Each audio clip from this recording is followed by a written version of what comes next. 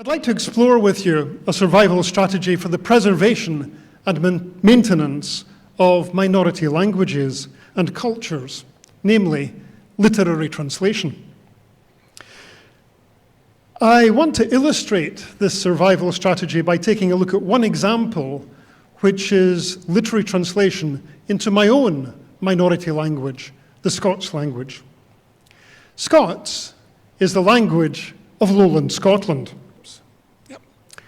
That is the part of Scotland that is not traditionally Gaelic-speaking. It's the bit in the middle. The Highlands and the Islands were traditionally Gaelic-speaking, the middle spoke Lowland Scots, and south of the border there was English. Scots has been spoken in Scotland for at least 1,000 years, and for a period of time, about 400 to 600 years ago, it was the spoken and written language of the Kingdom of Scotland. But Scots has a problem. Linguistically, it's a close relative to English, in the same way that Portuguese is a close relative to Spanish.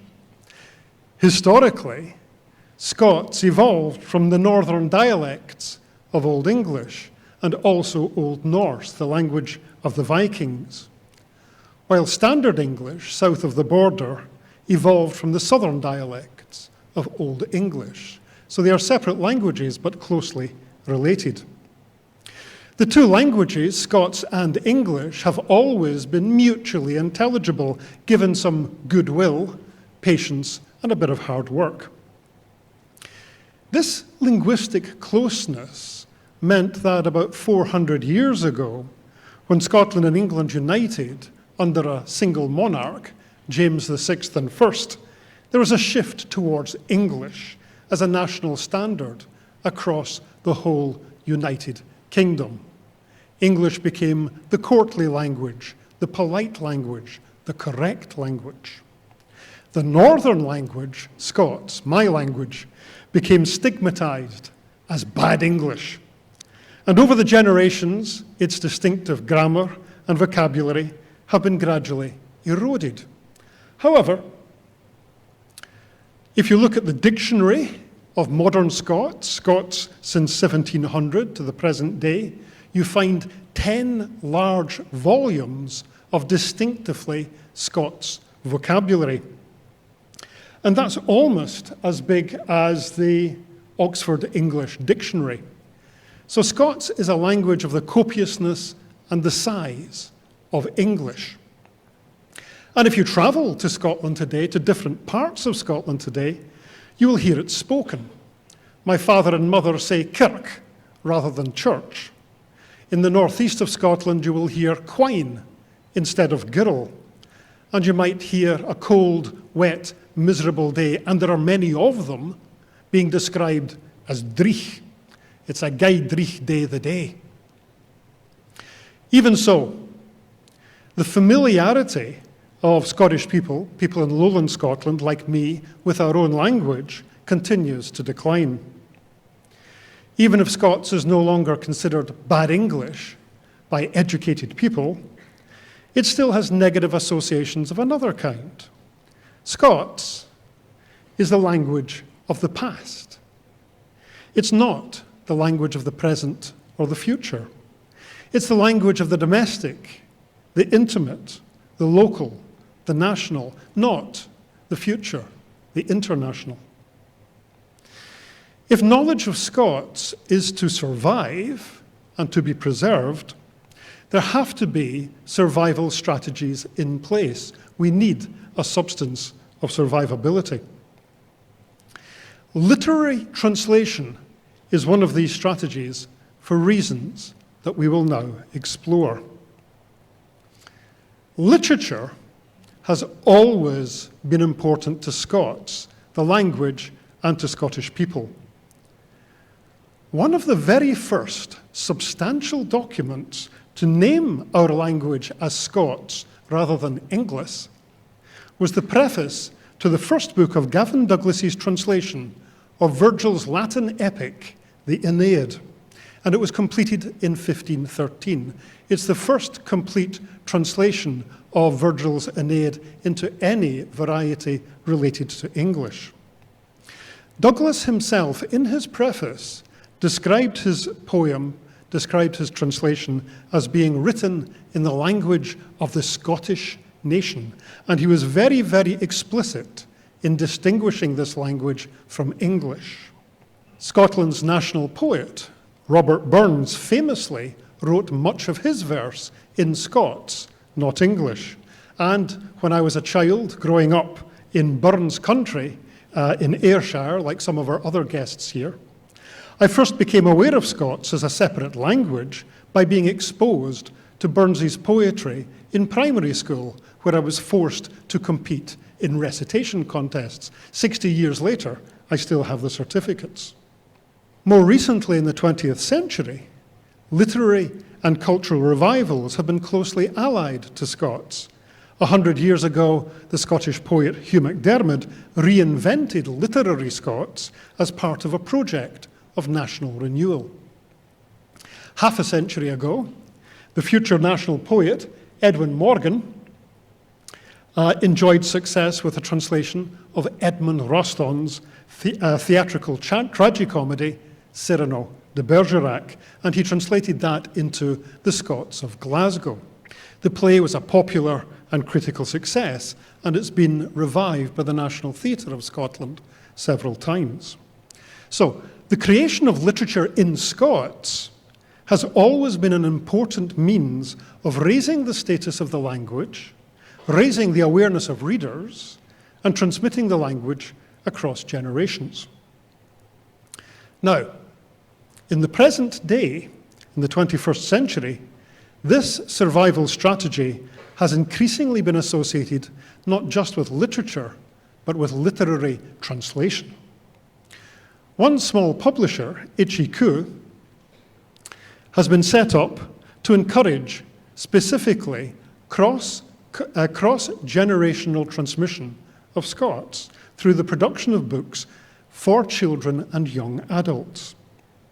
They're called Bra Books for Bairns. That's the motto. And it was, when it was set up, reasonably successful. They sold a few books. Until one of its founders, an author called Matthew Fitt, translated into Scots Roald Dahl's popular book for children, The Twits. And he translated it as The Idiots, the idiots, the Idiots. And sales exploded. They went through the roof. Everybody wanted a copy of The Idiots. The success of this and other Roald Dahl translations prompted TEDxUIC to make Scots versions of other books. Pooh Corner, Winnie the Pooh, became The Hoose at Pooh Neuk. Harry Potter and the Philosopher's Stone, became Harry Potter and the Philosopher's Stain. And that version of Harry Potter actually outsold the English version in Scotland. The success of TEDxUIC encouraged other small publishers in Scotland to join the bandwagon, and they produced Scots versions of other popular children's franchises. You can now read the Tintin books in Scots, for example. The Dark Isle becomes the Derk Isle. And so we have Scottish children reading these popular books in Scots. Now, this phenomenon is worth reflecting on just for a second. I once attended the first translators conference I ever attended. I was talking, it was in England, and I was talking about translations into Scots. And one of the participants, a long-established translator, looked at the Scots translations that I was talking about, and with complete bewilderment asked me, why? She said, why would anyone translate into a language that nobody understands? Why do you translate books into a language that very, very few people speak and very, very few people read? Why would you want to do that? And the answer is that a prime motivation for translating these books into Scots is not to disseminate these texts to people who would not read them otherwise. It's not to disseminate a book like Harry Potter more widely than it's been disseminated so far. Harry Potter is everywhere. Harry Potter exists in Chinese, in French, in Italian, in English. It's been disseminated about as widely as it is possible to disseminate it. The purpose is to use the success and the popularity of a book like Harry Potter to encourage children to read it in a minority language, in this case, Scots. Children who read the Scots version will also be able to understand any unfamiliar Scots words and unfamiliar Scots grammar because they're already fans of the source text. They know Harry Potter in English off by heart. And so they'll be able to use that knowledge to help them learn their own language. So TEDxUIC is about cross-generational transfer of language using literary translation to improve understanding of Scots for children. What is the purpose of literary translation for adults, people like us? And what about literature being translated into Scots that is not quite as popular as that of J.K. Rowling and Roald Dahl? Well, a number of recent books illustrate the contributions made to the linguistic survival of Scots by translations from Chinese.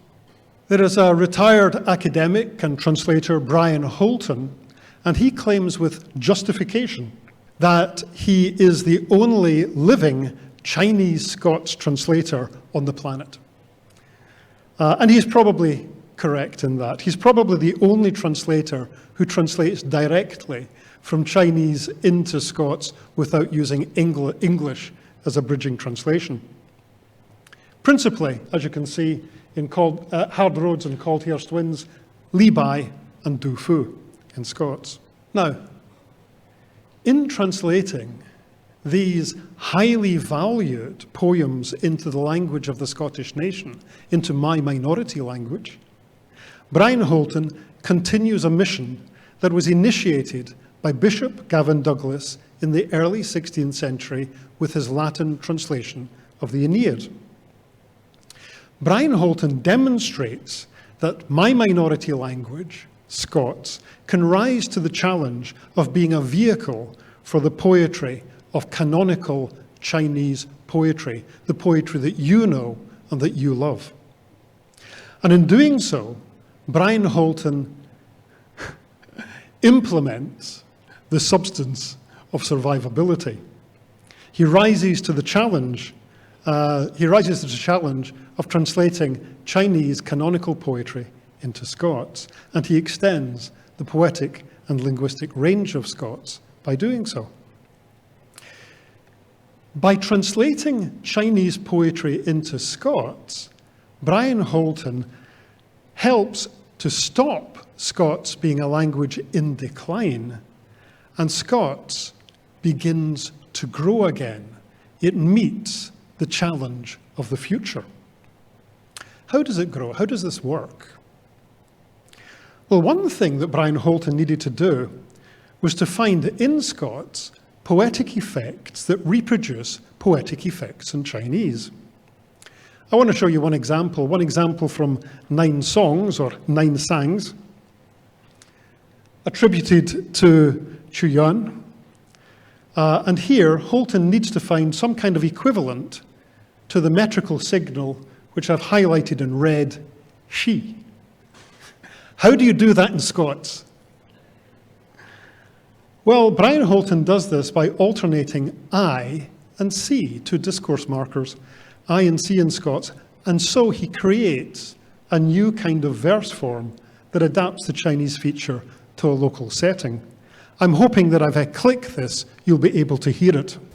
君不行兮宜游，见谁流兮中州。美要渺兮宜修，佩无成兮贵州。 Okay, that's the Chinese. What does the Scots sound like? I want you to listen to the she. The laddie doesn't move. Aye, she's swithering. Was it waiting? See, I won the Annie. Wheel forward and loose 'em. Aye, buskets a brawly. Smoothly a skiff, see, in a canalwood cobble. So we got I see, she. Nobody did that before Brian Holton. Chinese has changed the nature of Scots. So the contact with classical Chinese can create new types of Scots poetry. Scots poetry, because of Chinese, moves from the past into the future. Perhaps equally significant, however, is this book. A book of poems called Mother Tongue, in which 3 Scots poets from different parts of Scotland translate, with the help this time of earlier English versions by an American poet called Dennis Mayer, they recreate and they translate the poetry of contemporary Chinese poet Jidi Majia. Now, Jidi Majia, as you might know, is a contemporary Chinese poet who writes in Mandarin. He writes in Mandarin, but he writes about the Nuosu, or Yi minority, in China. His poetry has been translated into over 40 languages around the world, including Scots. In Jidi Majia's poems, we learn of the ancient and surviving rituals, beliefs, customs, and cultural heritage of the Nuosu people. We learn of the communion of humankind with animals and nature, communication with ancestral voices, and rites involving Chinese musical instruments. How do you translate into Scots Nuosu words translated into Mandarin for Chinese traditional musical instruments, like this? This is the shushu. That's my Nuosu, the shushu. In English, it's translated into mouth harp, and in Scots, we translate it into the Jew's harp. The Jew's harp is on the right. I have one of these under my bed in my home. It belonged to my grandfather. Shushu, or perhaps Jew's harp. You can see there's some kind of similarity. In one of a sequence of sonnets dedicated to his mother, the Hingings of Life and Death, Jidi Majia mentions the mouth harp played by his ancestors. And if I click this again, you should hear it in Chinese. 山坡上的荞麦沾满了星光，主屋之地只剩下残壁断垣，再没有听见过口弦的倾诉。 And in Scots, that is buckwheaten heich braes is poedered besternie licht. O voorbeers hussies, only a ricklesteens is left. No longer will you lippen to the twang of the Jew's harp. Now, what is the value of translating this kind of poetry into Scots? The argument made in Mother Tongue is that literary translation offers mutual recognition of minority cultures. It's true that the Scottish and Yi communities are remote from each other and in many ways different. And so translators need to struggle to find words to express Chinese concepts. What is Scots for snow leopard, for example? But there's still an analogy between the culture of the Yi minority and the Scots language community.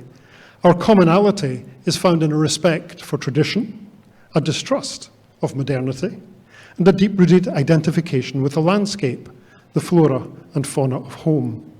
Now, not all Scots will share these values, and not all members of the Nuosu people will share them either. But enough people do share these values for literary translation to create a bond between cultures that are threatened by the modern world.